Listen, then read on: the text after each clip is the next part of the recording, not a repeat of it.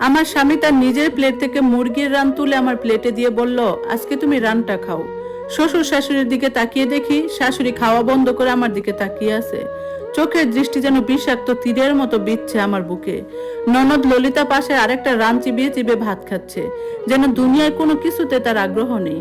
আমি তাড়াতাড়ি করে আমার স্বামীর পাতে রানটা তুলে দিয়ে বললাম, না না, আমি রান খাবো না, এটা তোমার জন্য। স্বামী আবার আমার দিকে রাগের দৃষ্টিতে তাকালো, বলল, আমি বলছি আজকে তুমি খাও, সব দিন তো আমিই খাই, আজকে তুমি খাও। শাশুড়ি মা তখন মুখ বাঁকিয়ে বললেন, আরে বৌমা যখন বলছে খাবে না, তাহলে এত জোর করছিস কেন? রানটা তো তোর জন্যই রাখা, সেই ছোটবেলা থেকে তুই আর তোর বোনই রান খাস, আজকে হঠাৎ করে তোর কি হলো? আমার স্বামী শান্ত গলায় বলল, মা, সব সময় তো আমি আর ললিতাই খাই, আজকে না হয় আমার ভাগেরটা জুই খাক, ওরা তো খুব একটা বয়স না, সারাদিন কষ্ট করে নিজের হাতে রান্না করলো, আজকে না হয় জুই খাক। শ্বশুর মশাই তখন একটু গলা চড়িয়ে বললেন, আহা, তোমরা কি শুরু করলে? আগে খেয়ে নাও, খাবার সামনে রেখে এসব কথা বলতে হয় না। সবাই আবার খাওয়া শুরু করলো, কিন্তু শাশুড়ির ওই দৃষ্টির পর আমার গলা দিয়ে আর খাবার নাম ছিল না। মনে হচ্ছিল গলার কাছে আটকে যাচ্ছে খাবার।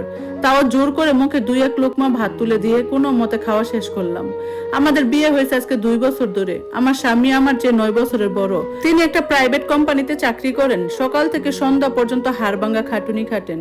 আমার যখন 17 বছর বয়স, সদ্য ইন্টারমিডিয়েটে ভর্তি হয়েছিলাম, ঠিক তখনই আমার পরিবার থেকে আমাকে বিয়ে দিয়ে দেওয়া হয়। বিয়ের পর স্বামী আমাকে অনেক বুঝিয়েছিল, জুই, তুমি পড়াশোনাটা থামিও না, ইন্টার পরীক্ষাটা অন্তত দাও, আমি তোমাকে সব রকম সাহায্য করব। কিন্তু আমি না করে দিয়েছিলাম। আমার কোনোদিনও পড়াশোনা ভালো লাগতো না, বইয়ের পাতা খুললেই আমার মাথা ঝিমঝিম করতো। আমার ইচ্ছা ছিল একটাই, একটা সংসার হবে, নিজের হাতে গুছিয়ে রাখবো, সবাইকে ভালোবেসে আপন করে নিব, মন দিয়ে সংসার করতে আমার সব আনন্দ। কিন্তু শ্বশুর বাড়িতে পা দেওয়ার পর থেকে বাস্তবতার রূপটা আস্তে আস্তে পরিষ্কার হতে শুরু করলো। এই বাড়িতে আমার শাশুড়ি মায়ের বিচার যেন এক অদ্ভুত দাড়িপাল্লায় মাপা হয়।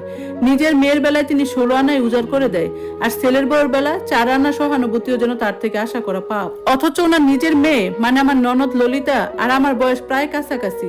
ললিতা এবার অনার্সে ভর্তি হয়েছে, সারাদিন বই খাতা নিয়ে টেবিলে বসে থাকে, আর না হয় মোবাইল টিপে। তার গায়ের জামা কাপড় ধোয়া থেকে শুরু করে মাথার চুল আশ্রয় দেওয়া পর্যন্ত সব শাশুড়ি মা নিজের হাতে করে দেন। আমার মেয়েটা পড়াশোনা করছে, তাই তাকে কষ্ট দেওয়া যাবে না, এই হলো ওনার যুক্তি। আর আমার বেলা, আমি তো আর পড়াশোনা করি না, তাই সকাল 6টা থেকে শুরু করে রাত 10টা পর্যন্ত সংসারের সব কাজ আমার ঘাড়ে। রান্নাঘর মোছা, থালা বাসন মাজা, 4-5 পদের খাবার তৈরি করা, সব একা হাতে করি। তাতেও শাশুড়ির মন জুড়ে না, ভুল ধরাই ওনার নিত্যদিনের কাজ। নিজের সমবয়সী একটা মেয়ে রাজকন্যার মতো ঘুরে বেড়াচ্ছে, আর আমি একই বাড়িতে ঝি চাকরের মতো খেটেও এক ফোঁটা ভালোবাসা বা কদরও পাচ্ছি না। দস্তরখানা গুটিয়ে রাতের থালা বাসন ধুয়ে যখন ঘরে ফিরলাম, তখন রাত 11টা বেজে গেছে। সারা শরীর যন্ত্রণায় চাবাচ্ছে। স্বামী খাটে বসে ল্যাপটপে কিছু কাজ করছিল। আমাকে ঘরে ঢুকতে দেখে ল্যাপটপ বন্ধ করে আমার দিকে তাকালো, জুই, এসে শুয়ে পড়ো, মুখটা অমন কালো করে আছো কেন? সে মৃদু গলায় জিজ্ঞেস করলো। আমি বিছানার এক কোণে বসে মাথা নিচু করে বললাম, আজকে খাওয়ার টেবিলে তুমি অমন করে না বললেই পারতে। আম্মা কতটা রাগ করেছে জানো, কাল সকালে আমাকে কথা শোনাবে। স্বামী আমার পাশে এসে বসলো, হালকা করে আমার এক হাত নিজের হাতের মুঠোয় নিয়ে বলল, কেন কথা শোনাবে? তুমি কি মানুষ নও? ললিতা রান খেতে পারলে তুমি কেন পারবে না? যে মেয়েটা সকাল থেকে রাত পর্যন্ত পুরো পরিবারের জন্য রান্না করে, সে কি একটা মুরগির রান্নার পাওনাদার নয়? কিন্তু আম্মা তো ভাববেন আমি তোমাকে ওনার বিরুদ্ধে উস্কানি দিচ্ছি। আমি নিচু স্বরে বললাম, আম্মা যা ভাবার ভাবুক জুই, আমি জানি তুমি পড়াশোনা ছেড়ে কেবল এই সংসারটাকে ভালোবাসতে চেয়েছো, কিন্তু সংসার মানে কেবল খাটুনি নয়, তোমারও তো কিছু অধিকার আছে। আমি যদি স্বামী হয়ে তোমার এই অধিকারটুকু না দিতে পারি, তবে আমার এই চাকরির কোনো দাম নেই। স্বামীর কথাগুলো শুনে চোখের কোণে জল চলে এলো। এ বাড়িতে শাশুড়ির অবহেলা আর কটু কথা সয়ে বেঁচে থাকার পেছনে কেবল আমার স্বামীর এই ভালোবাসাটুকু একমাত্র জোর। কিন্তু আমি জানতাম আজকের এই ঘটনাটা এত সহজে শেষ হবে না।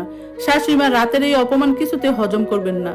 কাল সকালে সূর্যটা আমার জন্য নতুন কোন অশান্তির বার্তা নিয়ে আসবে, তা আমি স্পষ্ট বুঝতে পারছি। সকাল 6:30টার মধ্যে বিছানা থেকে নেমে পড়লাম। রান্নাঘরে গিয়ে হাত মুখ ধুয়ে যখন চায়ের কেতলিটা চুলায় বসালাম, তখন বাড়ির সবাই ঘুমিয়ে।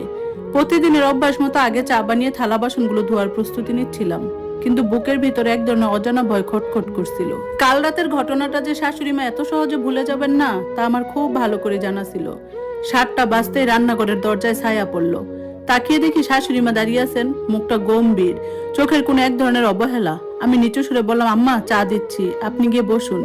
উনি চায়ের কাপের দিকে না তাকিয়ে একদম ঠান্ডা গলায় বললেন, চা পরে খাওয়া যাবে, আগে বলো তো বৌমা, কাল রাতে আমার ছেলেকে কি কি গিলে খাওয়ালে যে সে নিজের মায়ের সাথে ওইভাবে কথা বললো?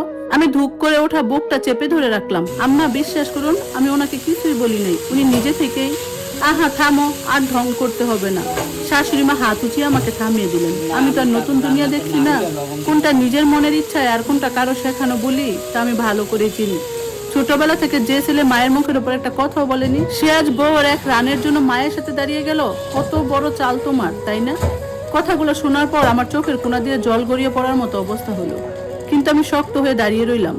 রান্নাঘরের দেয়ালের দিকে তাকিয়ে ভাবলাম, এই বাড়িতে খাটুনির কোনো অভাব নেই, কিন্তু একটু ভুল বুঝাবুঝি হলেই সব অপরাধের দায় আমার কাঁধে এসে পড়ে।